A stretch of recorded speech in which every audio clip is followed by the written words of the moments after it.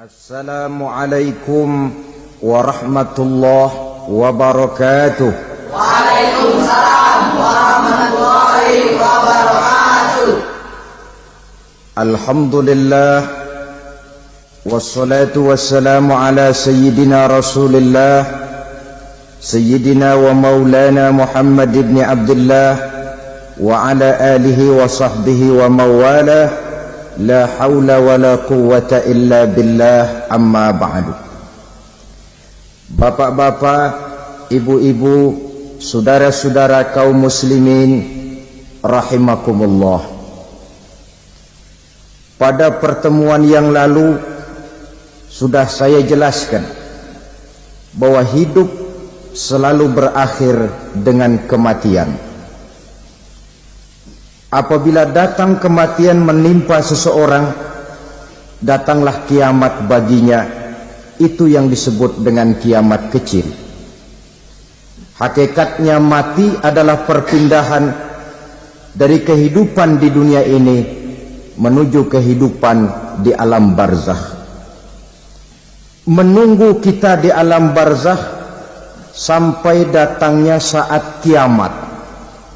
Entah 10 tahun, entah 100 tahun, entah 1000 tahun, hanya Allah saja yang maha tahu. Adapun orang-orang beriman yang melakukan amal kebajikan dalam kehidupan di dunia ini, masa penantian yang lama di alam barzakh buat mereka sebentar saja. Tetapi bagi orang-orang kafir yang ingkar, yang tidak beriman kepada Allah, yang hidup di dunia cuma menumpuk-numpuk dosa, tentu penantian di alam barzakh akan merupakan waktu yang sangat lama. Bukankah dalam kehidupan kita waktu itu memang relatif? Contoh misalnya, bagi pemuda-pemudi yang sedang duduk asyik memadu cinta, waktu 4-5 jam saja rasanya cuma 4-5 menit, tenggelam oleh keasikan. Tapi buat orang yang berbaring di rumah sakit, meratap di balik-balik apa itu tembok derita kata lagu, di balik dinding-dinding penjara, sehari bagai seminggu, seminggu rasa sebulan, sebulan boleh jadi rasa setahun. Penantian yang sangat lama. Kapan kiamat itu akan datang? Ini rahasia Allah. Jangankan kita yang orang awam, baginda Nabi sendiri tidak diberitahu oleh Allah kapan kiamat itu akan terjadi. Tetapi sungguh pun demikian, banyak hadis-hadis yang menjelaskan ciri atau tanda-tanda datangnya kiamat. Nah, kalau sudah bicara soal tanda kiamat itu ada dua. Pertama yang disebut alamatus sughra, tanda-tanda kecil. Ini waktunya masih ada tenggang. Ada yang dinamakan alamatul kubra, tanda-tanda besar. Artinya kiamat sudah diambang pintu. Apa tanda-tanda kecil dari datangnya hari kiamat itu? Misalnya kata Nabi, apabila ilmu sudah diangkat oleh Allah, artinya apabila ulama sudah banyak wafat, minat orang belajar agama berkurang, lalu kebodohan nampak merajalela di mana-mana, zina dikerjakan secara terbuka, minuman-minuman keras jadi kebanggaan, itu termasuk di antara tanda-tanda kecil terjadinya hari kiamat.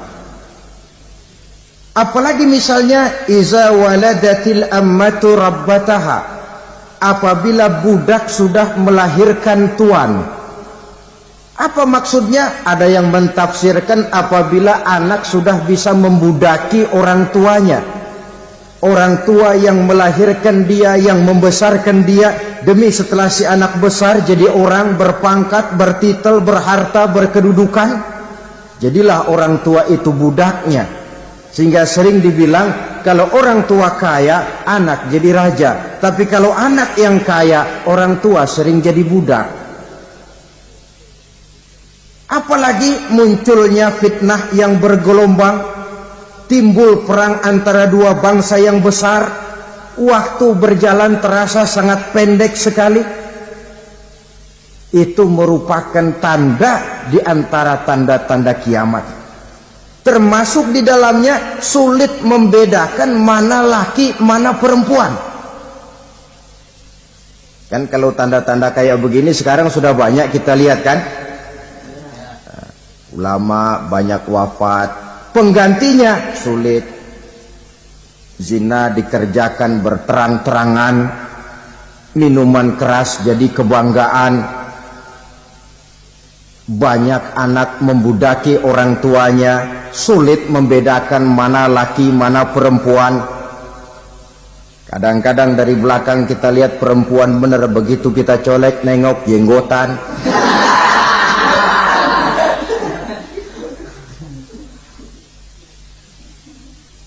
Ini termasuk tanda-tanda kecil, masih ada tenggang sampai akan terjadinya kiamat itu.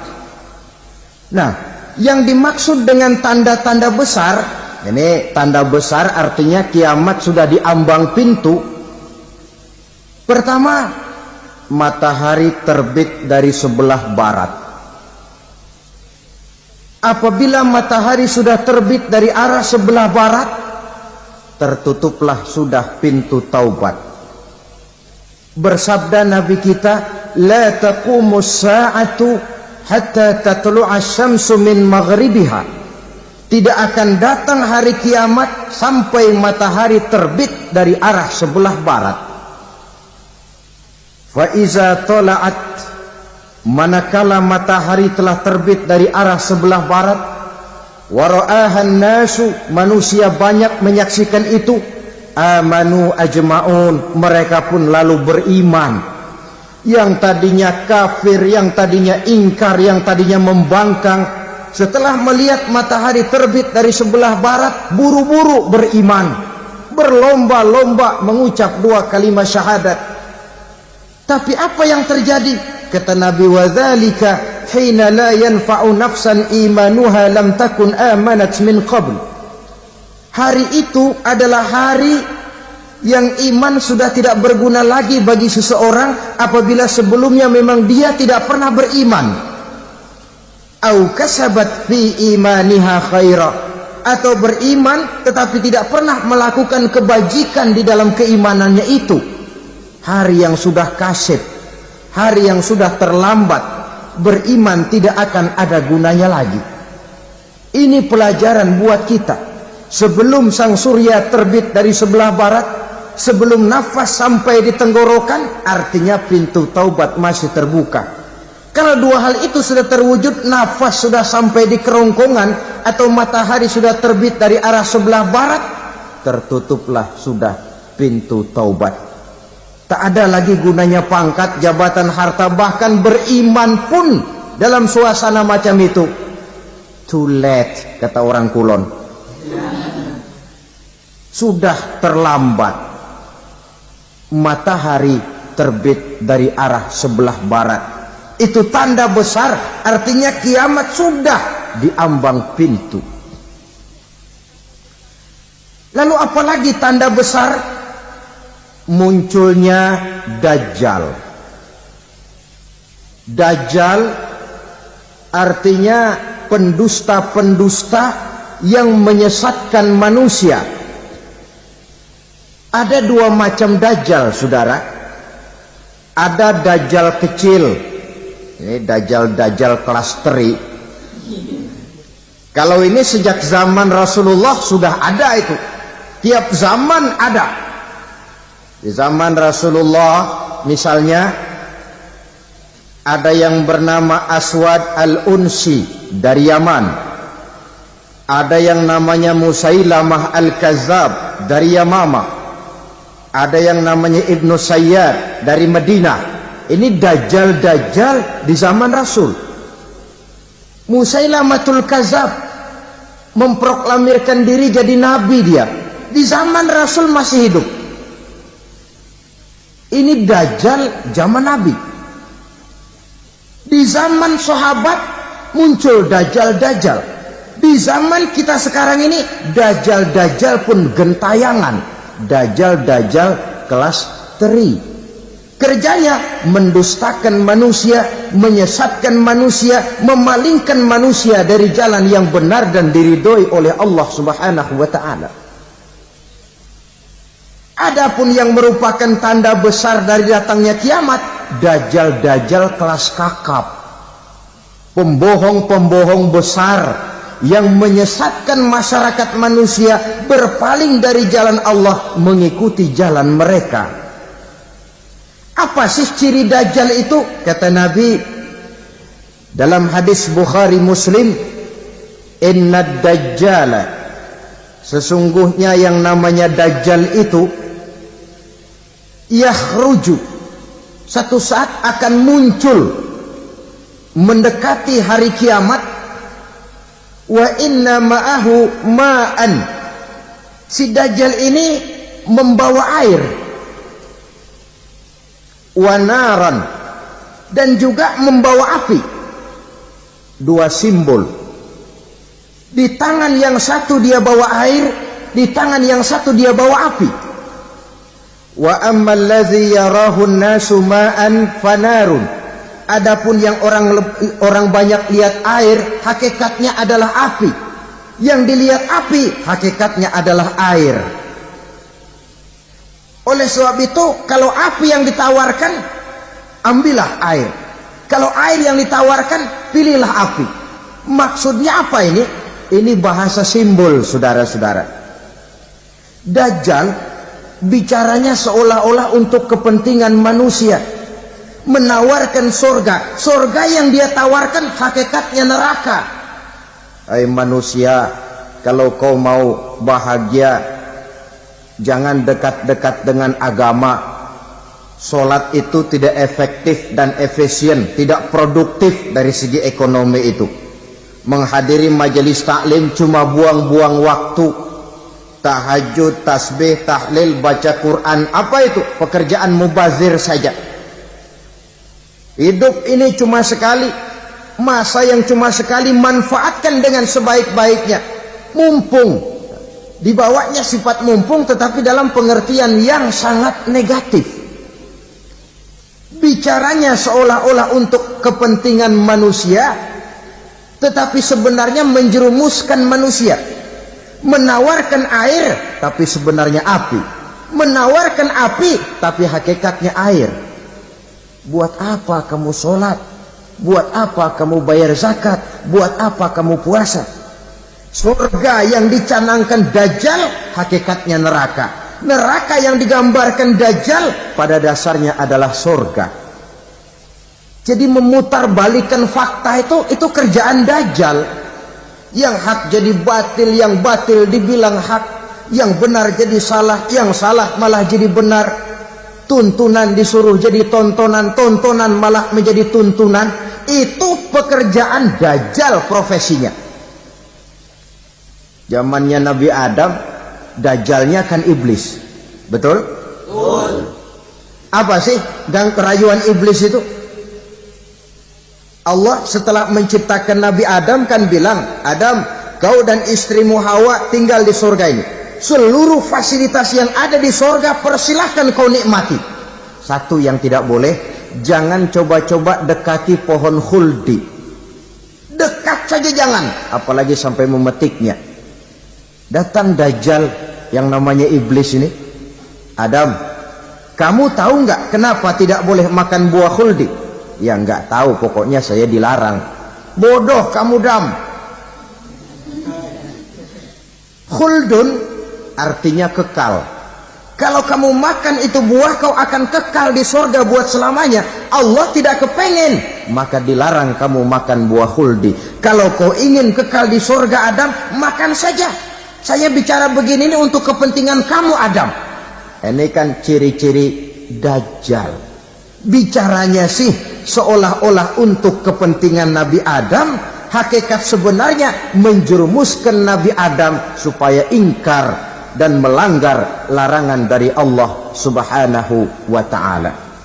Jadi setelah muncul Dajjal, timbul kekacauan-kekacauan di masyarakat. Banyak yang terpengaruh, terpedaya dan terpesona. Termasuk mereka yang memproklamirkan diri jadi nabi. Mereka yang memproklamirkan diri jadi rasul di zaman sesudah Rasulullah wafat, itu adalah Dajjal. Maka saya ingatkan, kalau di zaman kita sekarang ini ada orang ngaku jadi nabi, ada orang ngaku jadi rasul, biar bahasa Arabnya kental, Quran hafal, hadis ribuan hadis hafal, biar pakai serban sampai menyengser ke tanah, bahasa Arabnya fasih, tapi dia mengaku jadi nabi, jadi rasul, kita umat Islam wajib tidak percaya. Wajib untuk tidak percaya. Itulah Dajjal zaman kita sekarang ini. Tidak mustahil mereka datang mempengaruhi orang-orang awam supaya berpaling dari Rasulullah, mengikuti mereka. Nah, di akhir zaman nanti, mendekati hari kiamat, Dajjal ini muncul. Dajjal kelas kakap, menyesatkan masyarakat manusia untuk berpaling dari Islam, mengikuti seruan mereka. Apalagi di antara datangnya kiamat itu, tanda yang besar itu, turunnya Nabiullah Isa al-Masih, putra Maryam. Menurut berbagai hadis yang sahih, Nabi Isa al-Masih nanti akan turun lagi. Tidak membawa risalah yang baru, tapi meluruskan risalah Islam ini yang telah banyak ditinggalkan oleh masyarakat. Bahkan ada hadis menjelaskan beliau akan membunuh Nabi, mematahkan kayu-kayu salib, lalu melaksanakan haji dan umrah mengikuti syariat Nabi Muhammad, bukan membawa agama baru. Menjadi semacam mujaddid, reformer, menyelamatkan manusia dari bisikan Dajjal. Bahkan ada riwayat yang menjelaskan bahwa Nabi Isa berhasil mengalahkan Dajjal, mengembalikan masyarakat manusia kembali kepada ajaran Islam yang datang dari Allah, dibawa oleh Rasulullah sallallahu alaihi wasallam. Dengan kata lain, turunnya Nabi Isa bukan sebagai nabi dan rasul baru, tetapi mengikuti syariat Nabi kita Muhammad sallallahu alaihi wasallam. Saudara hadirin, ibu-ibu hadirat yang saya hormati, kemudian apalagi di antara tanda-tanda besar akan datangnya kiamat itu? Keluarnya asap atau awan. Kata Nabi, inna min asrati sa'ah dukhanan yamla'u ma bainal masyriqi wal maghrib. Di antara tanda-tanda kiamat, munculnya awan atau asap yang memenuhi antara langit dan bumi. Ini pun diperkuat dalam surah Ad-Dukhan ayat 10. Fartaqib yauma ta'ti as-sama' bidukhanin mubin fayughshan nas hadza azabun alim. Bagi orang-orang yang beriman, mereka biasa-biasa saja. Tapi bagi orang kufur, datangnya asap dan awan ini merupakan azab yang kelewat pedih. Barangkali sedikit mendekati gambaran tentang azab yang pedih ini, saya ingatkan alam pikiran kita kepada peristiwa yang belum lama terjadi.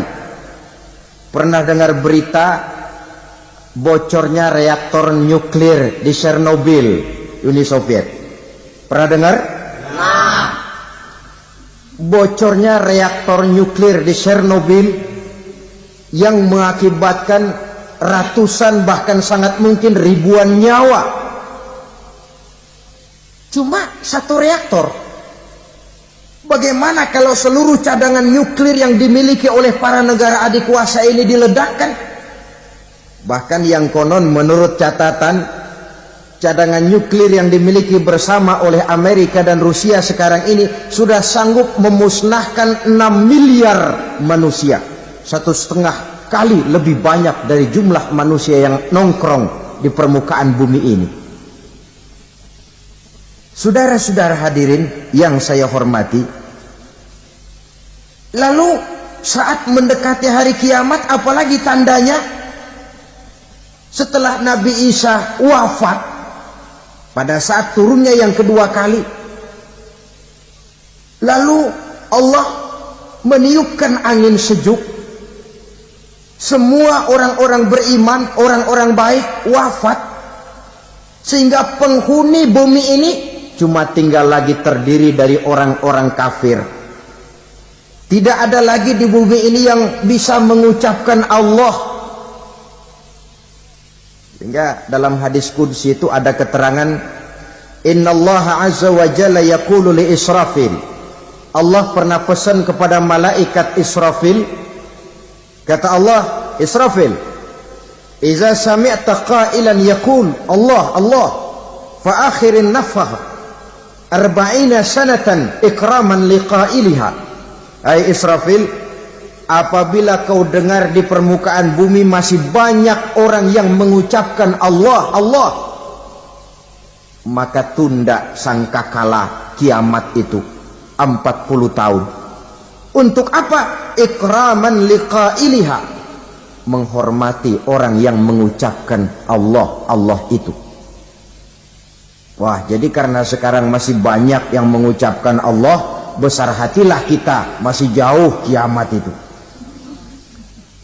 Tapi jangan lupa, kiamat pribadi, kiamat kecil itu yang gak kita sangka-sangka. Ajal datang mencabut nyawa, itu kiamat pribadi. Dan itu yang pasti kita hadapi. Dan itu yang membuat kita tidak boleh bersikap main-main di dalam kehidupan sekarang ini. Saudara hadirin yang saya hormati, tidak ada lagi orang-orang muslim. Seluruh penduduk dunia ini kafir. Lalu terciptalah struktur sosial yang berlandaskan prinsip hidup semau gue. Bakal terjadilah prinsip di mana yang kaya menyantap yang miskin, yang kuat menindas yang lemah.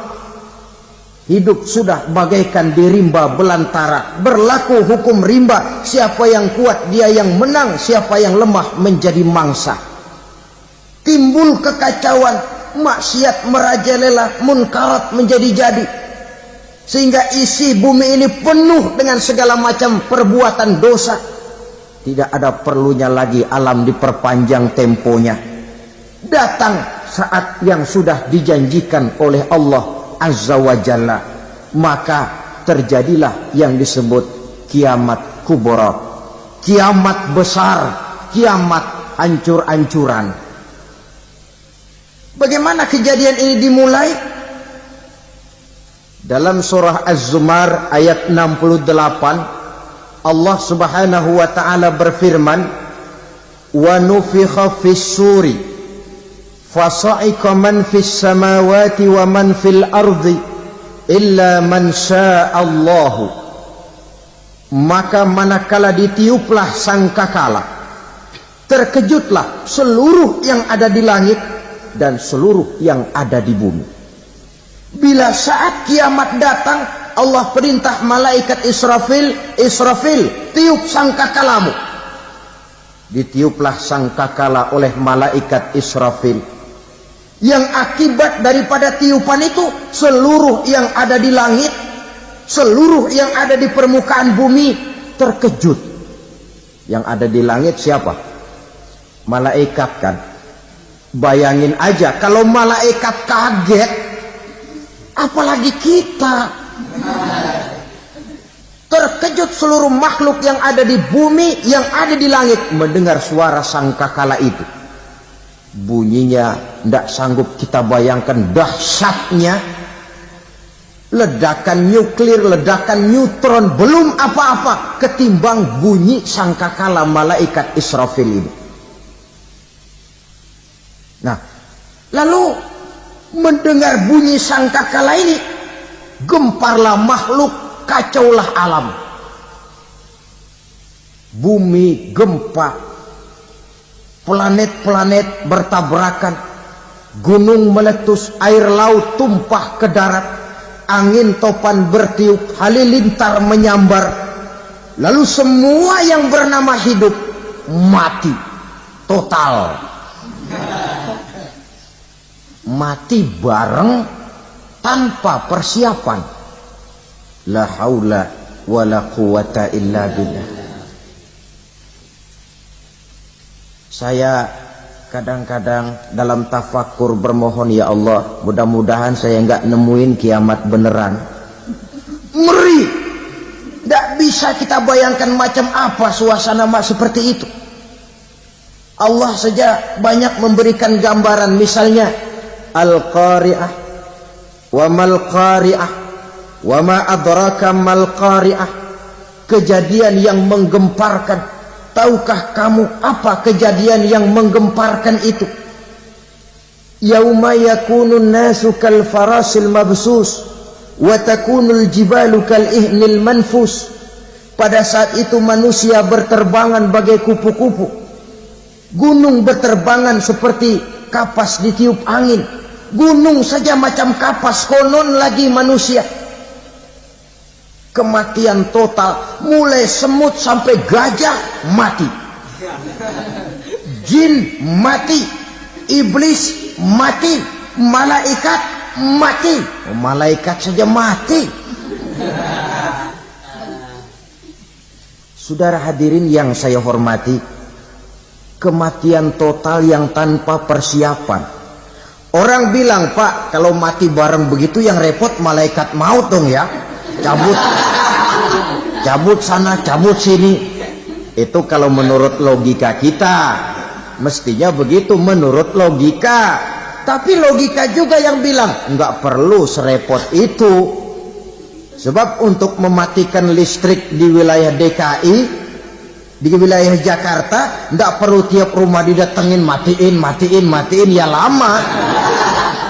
Cukup dari kantor pusatnya saja PLN tekan satu tombol, gelaplah seluruh Jakarta.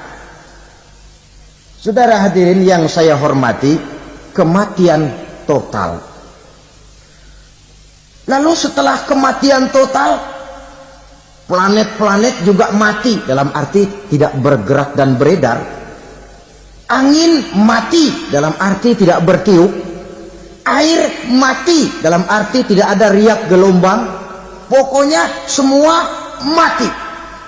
Kullu nafsin za'iqatul maut. Semua yang bernafas mati.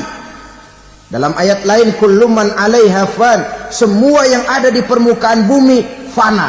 Yang kekal cuma Allah Subhanahu wa ta'ala.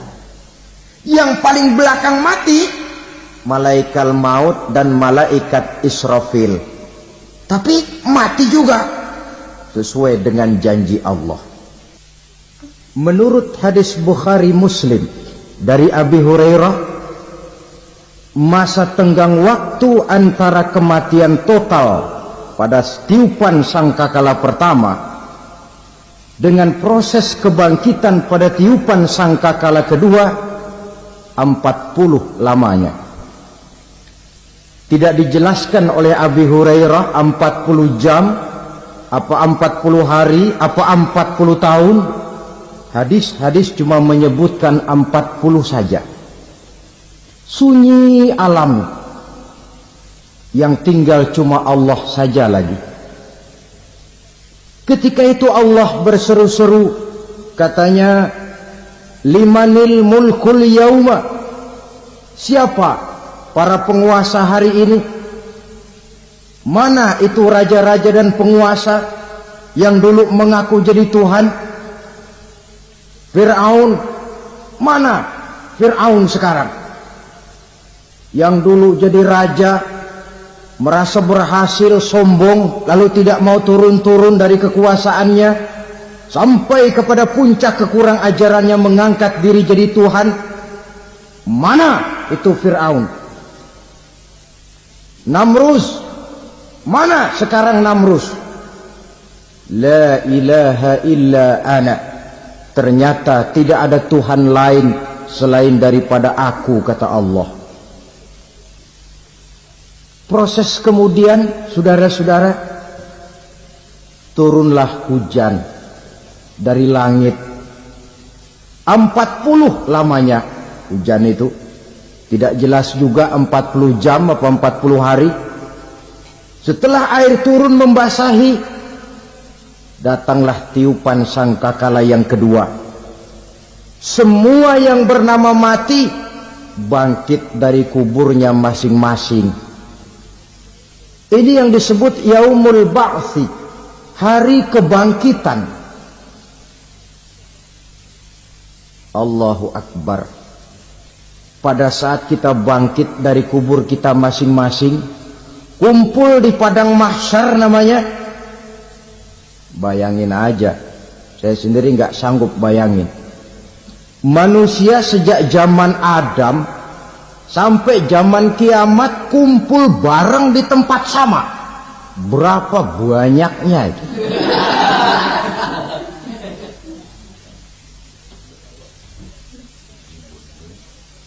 Dan yang luar biasa menurut satu riwayat, pada saat bangkit itu, Masya Allah, roman muka kita berubah, disesuaikan dengan amalan kita waktu di dunia ini. Barang siapa yang waktu di dunia amalannya itu amalan tikus, di akhirat nanti dia bangkit dari kubur, mukanya seperti muka tikus. Gagah betul badannya, tapi mukanya seperti tikus.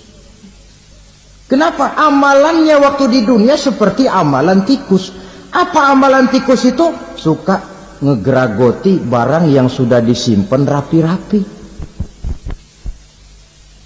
Orang sudah simpan uang rapi-rapi, simpan perhiasan rapi-rapi, digeragoti oleh tikus. Maling-maling, pencoleng-pencoleng, koruptor-koruptor, itu nanti di akhirat nanti kita lihat mukanya seperti muka tikus. Oh, ini waktu di dunia suka nyolong, mukanya seperti muka tikus. Barang siapa yang waktu di dunia ini amalannya itu amalan macan, dia akan bangkit nanti mukanya seperti muka macan. Apa amalan macan? Macan itu amalannya menang-menangan. Orang yang mau menang saja nggak mau mengalah. Coba lihat di hutan. Kenal hutan nggak? Di hutan, raja hutan di mana-mana pasti macan. Betul kan?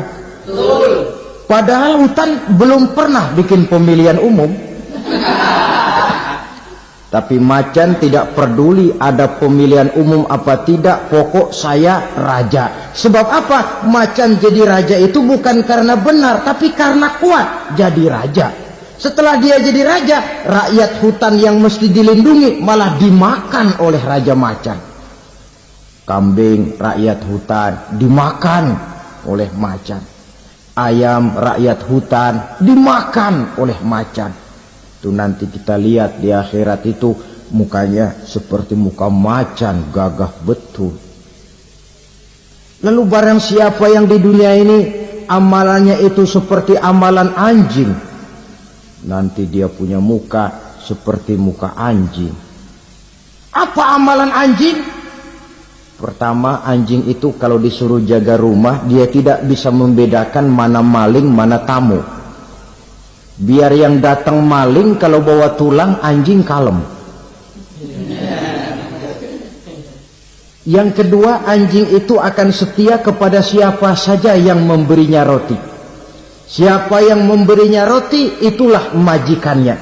Apa kata majikannya pasti dia laksanakan. Soal benar atau salah dia tidak peduli. Setelah anjing dapat roti, dia tidak punya pilihan lain kecuali bilang, abdi mah kumaha juragan wae ayeuna mah.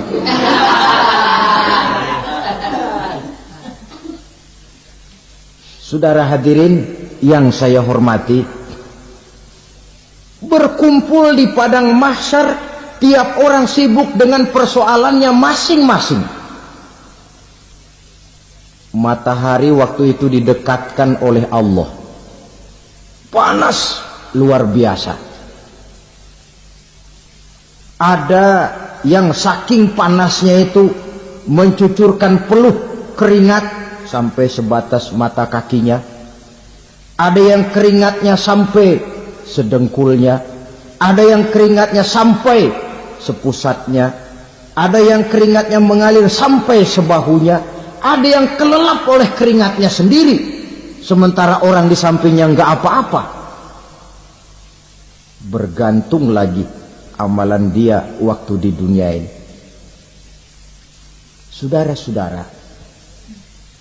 sebagian orang dalam kepanikan padang mahsyar berombong-rombong datang mereka menghadap Nabi Adam. Ya Adam, anta abal bashar. Hai Adam, Tuhan adalah bapak moyang manusia. Kami sebentar lagi akan disidang, dimintakan pertanggungan jawab. Tolonglah kami, hai Adam. Kata Nabi Adam, jangankan nolongin sampean, saya sendiri tanggung jawab di hadapan Allah. Ketika dulu tidak boleh makan khuldi, saya serobot. Sudahlah, urus diri masing-masing saja, nafsi. Begitu kata Nabi Nuh, begitu kata Nabi Ibrahim. Tiap orang bertanggung jawab sendiri-sendiri. Ketika itulah saudara-saudara, nikmatnya menjadi umat Nabi besar Muhammad sallallahu alaihi wasallam. Sebab apa?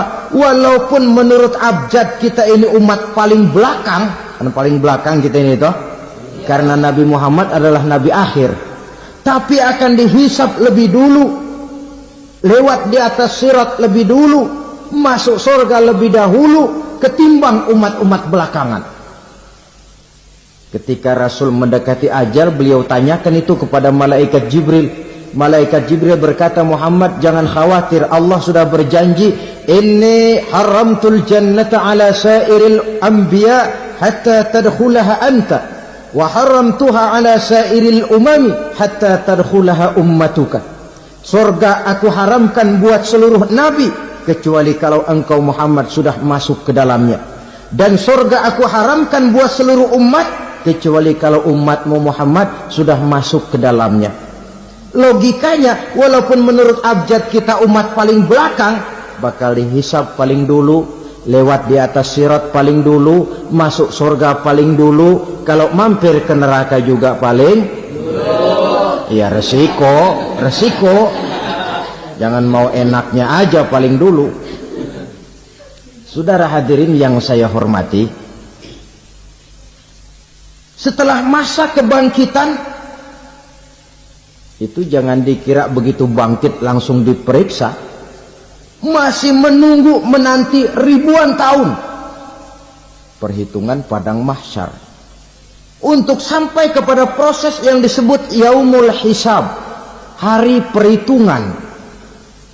Seorang demi seorang bakal dipanggil. Bayangkan saja, kita se-RT saja di absen, kadang-kadang perlu waktu lama. Ini manusia sejak zaman Nabi Adam sampai datang hari kiamat, satu demi satu disidang di hadapan Qadhi Rabbul Jalil. Status sosial copot sudah waktu itu. Yang pernah jadi hartawan di situ tidak lagi kelihatan kehartawanannya.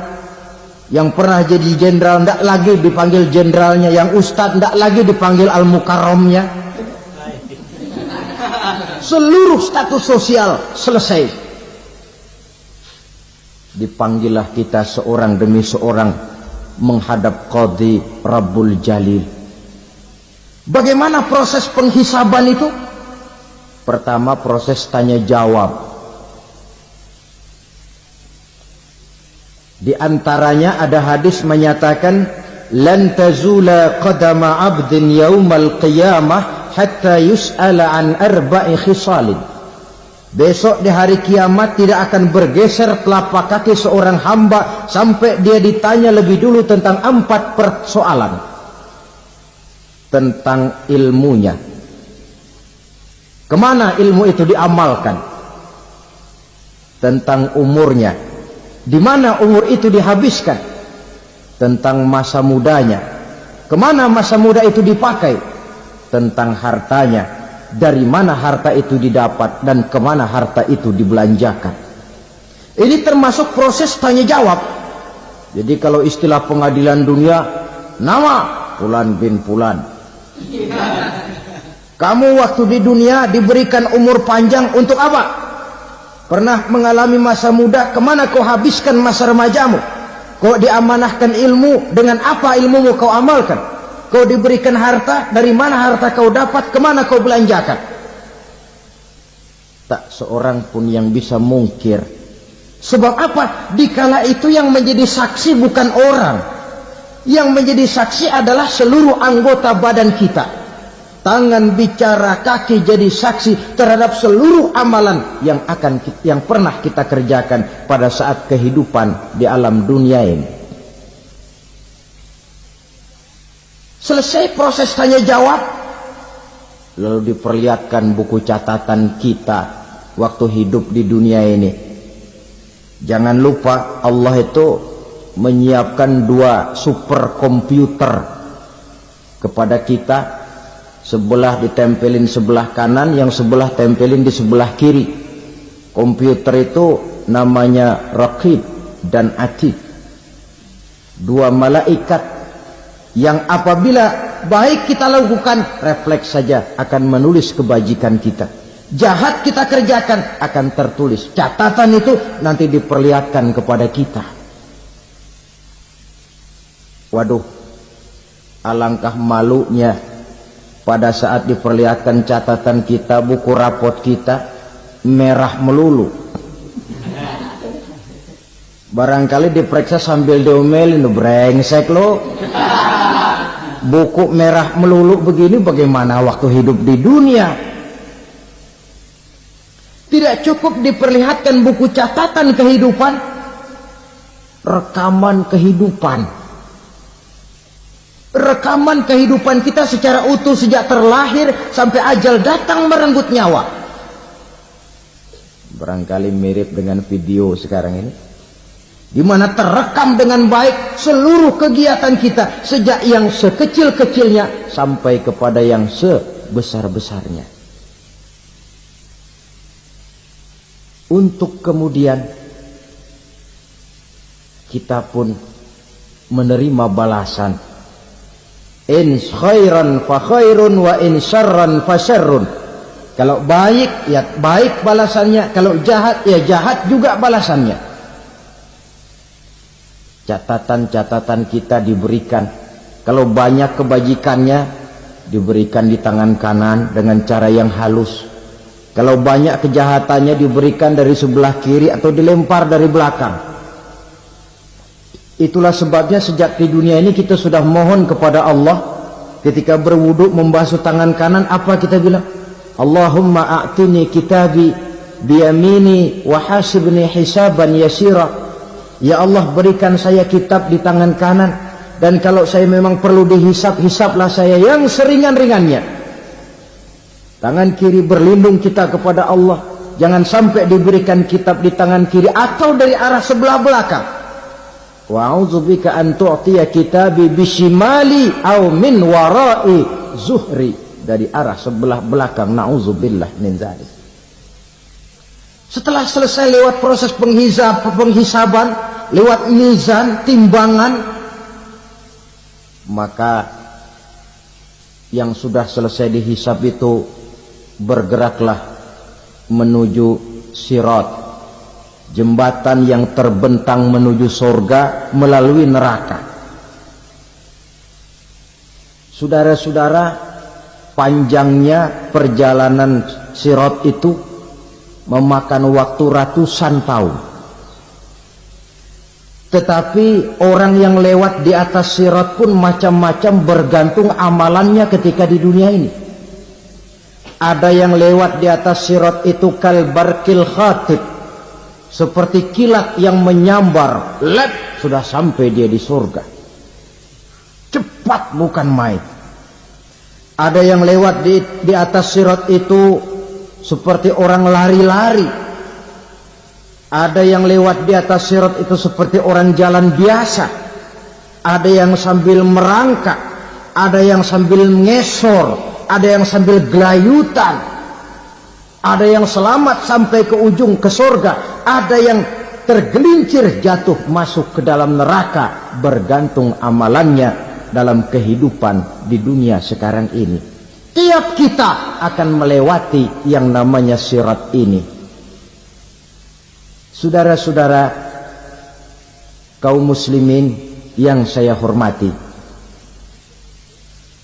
dengan demikian mereka yang selamat melalui sirat sampai ke terminal akhir surga, mereka yang ketika dihisab ternyata banyak kejahatannya daripada kebaikannya, mereka singgah di dalam neraka. Nah, adapun orang-orang yang beriman menurut ayat Quran dan hadis Nabi itu nanti ada bermacam-macam. Ada orang beriman itu yang dimasukkan surga. Ada orang beriman itu yang dimasukkan ke dalam surga. Ada orang beriman itu yang disebut penduduk surga. Kenapa lain-lain, Pak? Karena waktu di dunia amalannya juga lain-lain. Ada orang beriman yang masuk surga. Ini paling murah tiketnya. Mau masuk surga? Kata Nabi begini, ma min abdin qala la ilaha illallah thumma mata ala dhalik illa dakhalal jannah. Kalau seorang hamba sudah mengucap dua kalimat syahadat, dia yakin dengan kebenaran kalimat itu sampai matinya, orang itu akan masuk surga.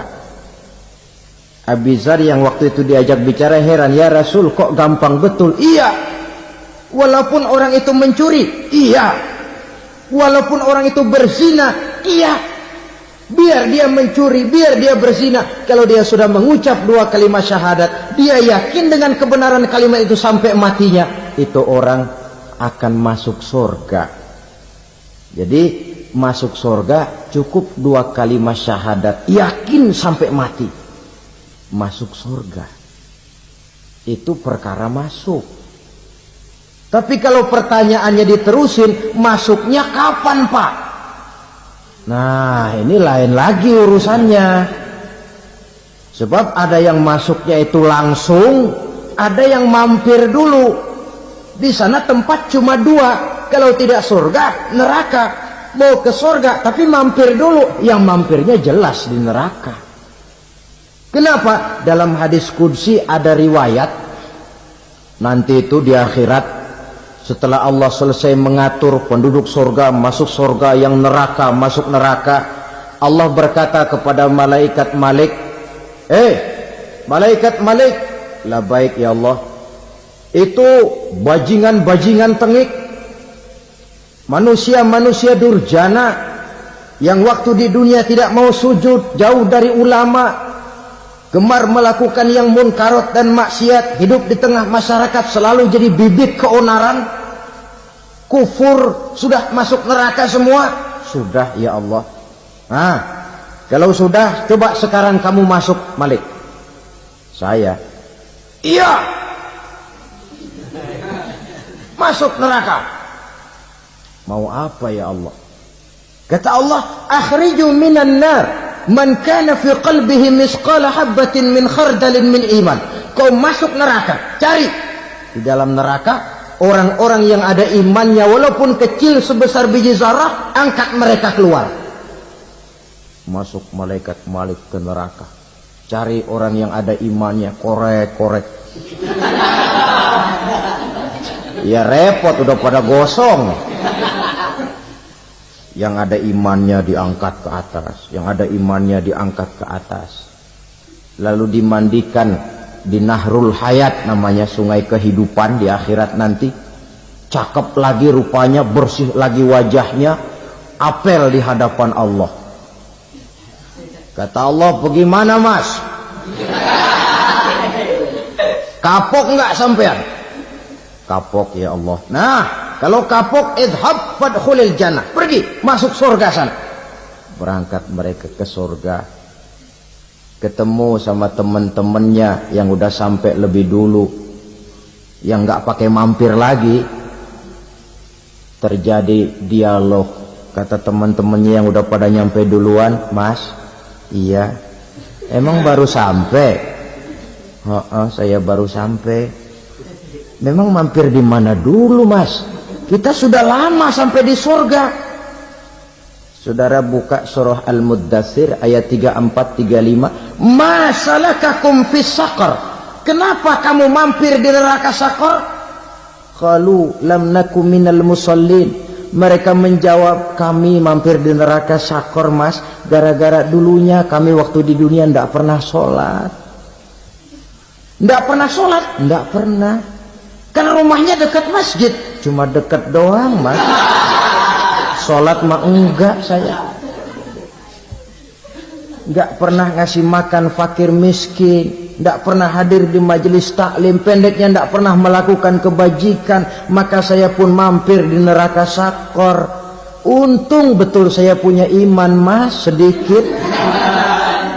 Waktu hidup di dunia dulu saya pernah mengucap 2 kalimat syahadat, sekali-kalinya waktu mau kawin. Masya Allah. Untung saja kawin, kalau nggak kawin polos.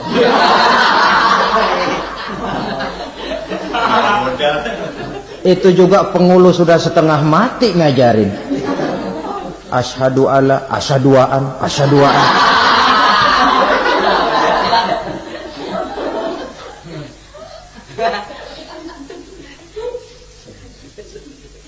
Ini namanya masuk surga, ada mampir dulu.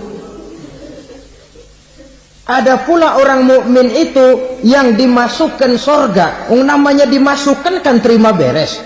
Saya masuk ke rumah, jalan sendiri, cari tempat sendiri. Saya dimasukkan ke dalam rumah, terima beres, pokok ada di dalam, itu dimasukkan namanya. Nggak pakai mampir.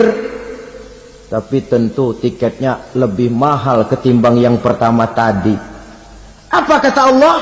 Innal ladzina amanu wa amilus salihat la ukaffiranna anhum sayyi'atihim wa la udkhilannahum jannah. Sesungguhnya orang-orang yang beriman kemudian beramal soleh, kami hapuskan segala dosa dan kesalahannya, kami masukkan mereka ke dalam surga. Lihat ayatnya, Allah yang memasukkan, kita yang dimasukkan. Tidak pakai transit, tidak usah mampir. Cuma tidak cukup syahadat, tidak cukup amanu, tapi diiringi dengan wa'amilus salih. Iman, amal. Tidak cukup syahadat, lalu dibuktikan dia sholat, dia zakat, puasa, lalu dia melakukan berbagai macam kebajikan. Ini yang menyebabkan dia tidak pakai mampir di tempat yang bernama Saqar. Lalu ada pula orang mukmin itu yang disebut penduduk surga. Wah, ini sudah VIP ini. Ashabul jannah, penduduk surga. Siapa mereka? Kata Allah, innal ladzina amanu summa istaqamu fala khaufun 'alaihim wala hum yahzanun ulaika ashabul jannah hum fiha khalidun. Sesungguhnya orang-orang yang beriman lalu istiqamah, tetap dalam melaksanakan perintah Allah, tidak goyah, tidak labil tapi stabil, istiqamah, mereka tidak takut dan tidak bersedih hati. Merekalah penduduk surga. Iman, istiqamah. Tidak punya duit, sembahyang. Banyak duit, sembahyang. Miskin, sembahyang. Kaya, tetap sembahyang. Istiqamah. Kadang orang kalau susah rajin ke masjid, banyak duitnya ngelihat masjid melengos. Itu yang dibilang waktu miskin hamba Allah, setelah kaya jadi hamba harta. Bergeser, tidak ada nilai istiqomahnya. Saudara-saudara, dengan begitu penduduk neraka itu dua. Ada penduduk permanen, ada penduduk yang semi permanen. Yang semi permanen orang-orang beriman yang mempunyai dosa besar.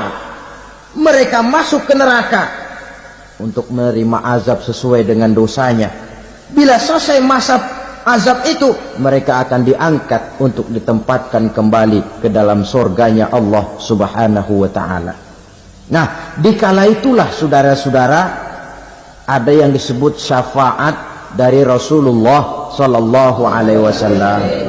Tapi tentu jangan lupa, syafaat ini ibarat kain menambal dia. Kita punya kain bolong-bolong sedikit, syafaat yang menambal.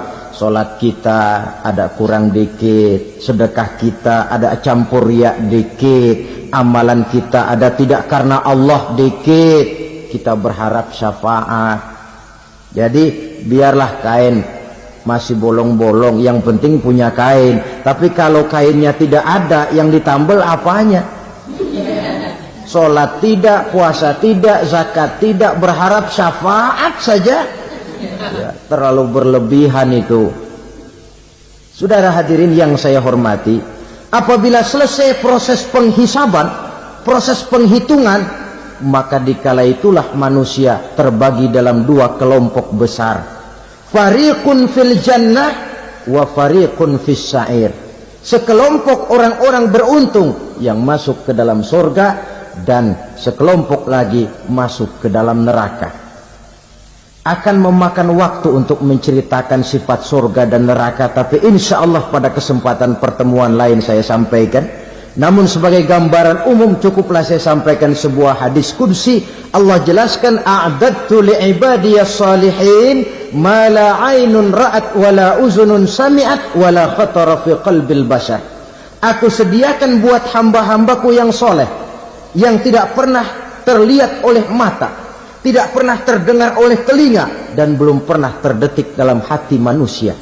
Jadi kenikmatan surga belum pernah dilihat mata, belum pernah didengar telinga, belum pernah terdetik dalam hati. Pedihnya azab neraka belum pernah terlihat mata, belum pernah terdengar telinga, belum pernah terdetik dalam hati. Saudara hadirin yang saya hormati, oleh karena itu sebagai uraian akhir daripada kiamat ini, marilah sama-sama kita memanfaatkan hidup dengan sebaik-baiknya, supaya jangan timbul penyesalan di hari kemudian nanti.